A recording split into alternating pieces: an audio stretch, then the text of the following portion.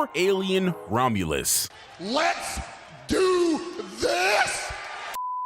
Now, directed by Fede Alvarez, Alien Romulus is said to be a standalone installment in the films, and will be unconnected from the previous Alien movies. Now, as mentioned in our last video here in Moviegasm, the plot is expected to see a young group of people exploring a planet which might be the home world for the xenomorphs. So even though this movie is a standalone, it's expected to be set between the original Alien film in 1979 and the sequel Aliens, which will make it the first time that the franchise has returned to this era of the timeline, excluding the prequels in Prometheus and Alien Covenant. Now, Alvarez has been pretty tight-lipped about the project, but he did mention in an interview that he's excited to bring a fresh perspective to the franchise. Now, the cast including Kaylee Speeney, Isabella Merced, David Johnson, and Archie Renault have also expressed their excitement about the project. And as of right now, there's been no official date announced yet for the trailer, but we can expect it to drop sometime, maybe around spring. Now, Alien Romulus is currently set for a theatrical release on August 16th, 2024. So the spring trailer debut could line up pretty well since it'll be a couple months out before the film releases. Now, recently there's been some behind the scenes photos from the set that we've seen online. We already got a first look at the set, which seems to take some inspiration from Alien Isolation, which was a game that came out in 2014. And we're seeing that the set is showing a pretty similar aesthetic to that. The set design is actually something I'm looking forward to, so I can't wait to see what they do with this. We even have the Creatures Effects team from Aliens, who's also confirmed to be involved in this project.